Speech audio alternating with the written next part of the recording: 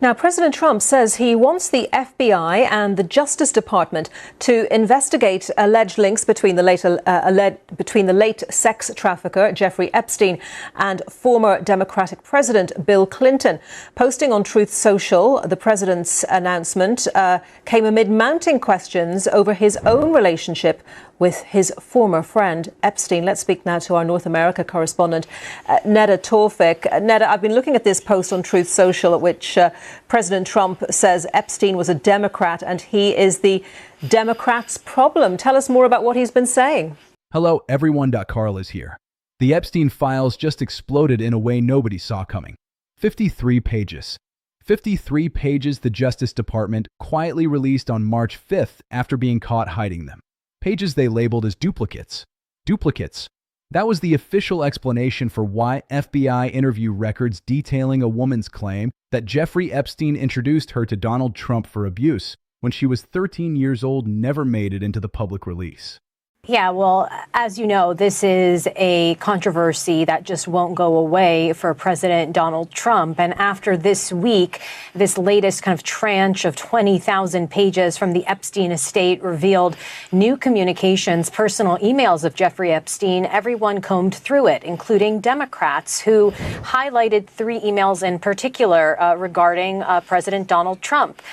But in those files were several other names. And so we see President Donald Trump now trying to kind of change the narrative, control the narrative here, specifically for his base that doesn't. 13 years old, and the DOJ sat on these pages until journalists at NPR started asking questions and forced the issue into the open. The day after the exposure, the House Oversight Committee voted 24-19 to subpoena Attorney General Pam Bondi. 24 hours.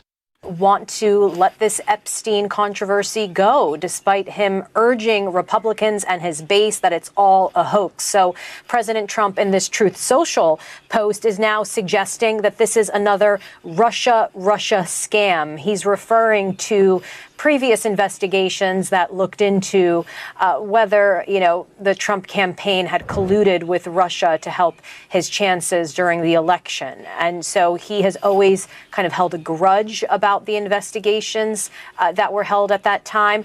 And so he is saying that Epstein, this controversy, actually points to Democrats. And so in this Truth Social posts, he says he's going to have his Attorney General Pam Bondi start investigating Epstein's relationships, not with just Bill Clinton, but Larry Summers, the former Treasury Secretary and president of Harvard, who exchanged numerous emails with Epstein that were shown in this latest tranche.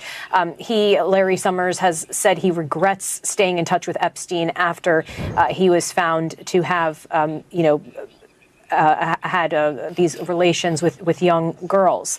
The Post goes on to say that he wants Attorney General Pam Bondi to look at J.P. Morgan and Chase and other institutions and their relationships with Epstein. And what's interesting, Anita, is House Oversight Democrats wanted more transparency and investigation. That's how fast Congress moved when they saw what had been withheld and how it had been labeled. But that's not all. A separate FBI note from 2006 just surfaced documenting a Palm Beach police chief's account of a phone call from Trump. According to that note, Trump allegedly told the chief that everyone knew what Epstein was doing and expressed gratitude that the investigation was proceeding. Thank goodness you were stopping him. That's what the note says. Trump said in 2006 while Epstein was under investigation in Palm Beach. So, let's connect the dots. 53 pages of FBI interviews detailing abuse allegations against Trump. A DOJ that called those pages duplicates until journalists exposed the omission. A 2006 FBI note documenting Trump's awareness of the Epstein investigation. A House subpoena on the Attorney General the next day. And Trump simultaneously pushing his DOJ to investigate Hillary Clinton and Obama associates through the Epstein files, while his own name appears in those files over 1,000 times. This is not a conspiracy theory. This is documented government records. This is official FBI interview notes. This is a congressional subpoena issued within 24 hours of the exposure. This is happening right now in real time, and every American needs to understand exactly what's in those 53 pages. What the duplicate explanation actually means, and why Congress reacted with such unprecedented speed. Let's be precise about what's documented here. The 53 FBI pages are real. They were released by the DOJ on March 5th after NPR's reporting forced the issue.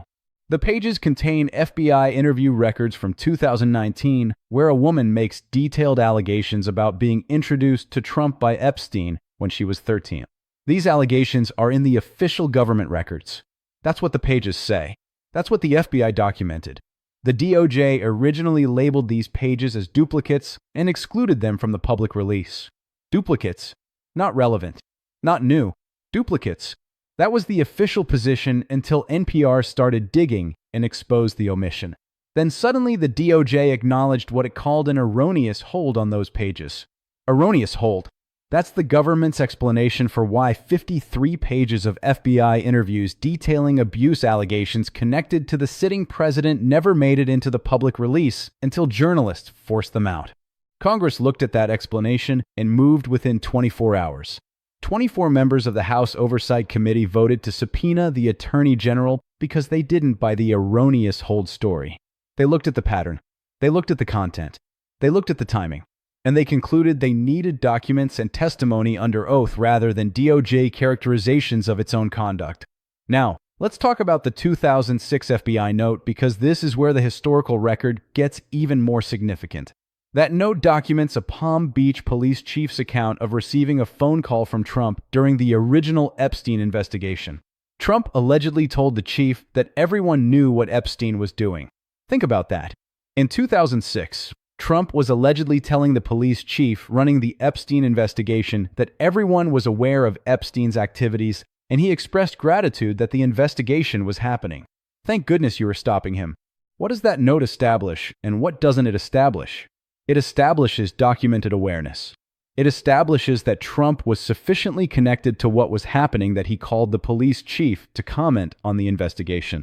It establishes that in 2006, Trump was not claiming ignorance of Epstein's activities. He was allegedly acknowledging that everyone knew. That documented awareness in 2006 sits in direct tension with the later public narrative that Epstein was just a social acquaintance whose crimes were unknown to the people around him. The note doesn't establish criminal conduct by Trump. It doesn't prove participation in any crimes. What it proves is that Trump was paying attention to the Epstein investigation in 2006, that he felt compelled to call the police chief, that he acknowledged collective knowledge of what Epstein was doing, and that acknowledgement now exists in an official FBI record that the DOJ has been managing through this document release process. Now, let's examine the duplicate explanation because this is where the institutional accountability questions become impossible to ignore. Someone inside the DOJ made a decision to label these specific FBI interview pages as duplicates. Someone decided that pages detailing abuse allegations against the current president should be kept out of the public release. Not someone in a vacuum, someone in the Justice Department run by Trump appointees, someone in a chain of command that leads directly to Pam Bondi, who Trump appointed specifically to run this department. And when journalists started asking questions, that duplicate designation magically transformed into an erroneous hold, not a deliberate withholding, not a political decision, an error, an administrative mistake that just happened to keep the most politically explosive pages out of public view. That explanation might be more credible if these were random administrative records. But these were FBI interview pages detailing allegations against the president himself. The specificity matters. The pages most personally damaging to Trump were the pages labeled duplicates and withheld until exposure forced release. Congress understands this. That's why the subpoena vote happened within 24 hours. That's why 24 members of the House Oversight Committee concluded that the erroneous hold explanation was insufficient. That's why they're now demanding documents and testimony under oath rather than accepting the DOJ's characterization of its own conduct. Now consider the broader context. Trump has been pushing his DOJ since November 2025 to use the Epstein files to investigate Hillary Clinton and Obama associates. He wants the files weaponized against his political opponents. He wants investigations launched based on Epstein connections. He wants the power of the Justice Department deployed against people he perceives as enemies. Meanwhile, his own name appears in those same files over 1,000 times. And 53 pages of FBI interviews detailing personal abuse allegations were labeled duplicates and withheld until journalists exposed them. The selective use pattern is unmistakable. Use the files to attack opponents. Shield the files when they implicate the president. Weaponize one part, hide another part, and call it an erroneous hold when you get caught. Politico confirmed as of March 11th that no prosecutions have arisen from the file material. That's important context. The allegations in the 53 pages are allegations, not convictions. They're what a woman told FBI interviewers during an investigation that did not produce charges against Trump. That's the legal reality. But the legal reality does not explain the document handling. It does not explain why pages were labeled duplicates. It does not explain the erroneous hold. It does not make the 2006 phone call note disappear. The absence of prosecutions is one thing. The document handling is another. Both exist simultaneously. Both require explanation. And Congress has now formally demanded that explanation through a subpoena. Bondi's situation makes this even more significant. She's already facing impeachment articles filed over the broader Epstein file obstruction. Those articles were filed on March 5th, the same day the 53 pages were released. The next day, March 6th, she gets subpoenaed by the House Oversight Committee. Two separate accountability mechanisms targeting the same attorney general over related aspects of the same document handling controversy within 24 hours of each other. Impeachment articles and a congressional subpoena simultaneously. And this is happening while Trump's approval sits at 36%, while 9 Americans are dead in the Iran war. While the economy produces layoffs at Great Recession levels with oil at $120 a barrel, while the DOJ manages 650 active lawsuits and just lost a Supreme Court ruling on tariffs with Trump's own appointees in the majority, the accumulation of simultaneous crises is staggering. But the political damage from the withheld pages story is uniquely dangerous for Trump because it attacks the foundation of his brand, the drain the swamp promise. The people who believed most strongly in that promise are the same people who most wanted the Epstein files released, who most wanted the powerful predators named and the network exposed, who most believed Trump was the one person willing to do what needed to be done regardless of who got implicated. Those people are now watching 53 pages of FBI interviews detailing abuse allegations get labeled duplicates by Trump's own DOJ and withheld until journalists expose them. They're hearing the explanation is an erroneous hold, not a full accounting, not a transparent explanation, not a commitment to complete release. An erroneous hold followed by a congressional subpoena. That sequence tests the faith of the very voters whose belief in the drain the swamp promise was the political foundation of Trump's most recent electoral coalition. If the files are being managed to protect Trump rather than expose the powerful, then the entire brand collapses. And the subpoena exists to determine whether that's exactly what happened. Let's break down what this all means. 53 FBI interview pages detailing abuse allegations being labeled duplicates and withheld requires a full, transparent accounting regardless of whether the underlying allegations are true. The DOJ has a legal obligation under the transparency law to release these files. That obligation isn't contingent on content being favorable or unfavorable to anyone. It applies equally to all covered material. When specific pages are withheld and labeled duplicates, and the explanation shifts to erroneous hold after exposure, the credibility of the entire document handling process is in question. The 24-9 House vote to subpoena Bondi within 24 hours is a decisive congressional judgment that the erroneous hold explanation is insufficient. Committees don't move that fast on explanations they find credible. They move that fast when they believe they're looking at potential obstruction. 24 members reached that judgment within one day of learning what was in those pages and how they'd been handled. The 2006 phone call note documenting Trump's alleged awareness sits in direct tension with later claims that Epstein was just a social acquaintance. A documented FBI note recording a police chief's account of Trump calling to say everyone knew and expressing gratitude for the investigation is not a casual footnote. It's a documented assertion of contemporaneous awareness that becomes more significant when read alongside 53 pages of abuse allegations and a document handling process that labeled those specific pages as duplicates. Trump directing his DOJ to use the Epstein files against Clinton and Obama associates while his own name appears over 1,000 times, and the pages most personally sensitive to him were labeled erroneous holds, is the selective use pattern the congressional subpoena is designed to examine under oath. If the files are being used as a tool against opponents while pages about the president are administratively withheld, that's not transparency. That's weaponization. Congress is asking for the documents and testimony to establish which is actually happening. Here's exactly where we stand.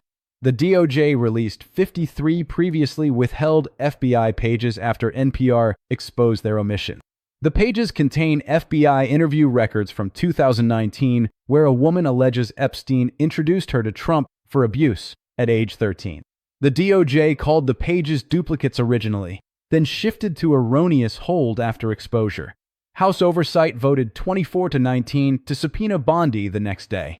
A separate 2006 FBI note documents a police chief's account of Trump calling to say everyone knew what Epstein was doing. No prosecutions have arisen from the file material per Politico. Trump's name appears over 1,000 times in the broader files. Trump has been directing his DOJ to probe Clinton and Obama associates through Epstein connection since November. Bondi faces impeachment articles filed the same day the 53 pages were released. Trump's approval is at 36%. 9 Americans are dead in Iran. The economy produces Great Recession-level layoffs. The drain the swamp promise that was supposed to be the most durable part of the Trump political brand is now generating congressional subpoenas of Trump's own attorney general over withheld FBI pages and erroneous holds on abuse allegations. That's the full picture. And it's a picture that won't be resolved through messaging or social media posts or erroneous hold explanations. It'll be resolved through documents produced under subpoena and testimony given under oath. Whatever those documents and testimony reveal will matter enormously for this administration's political survival between now and November. High.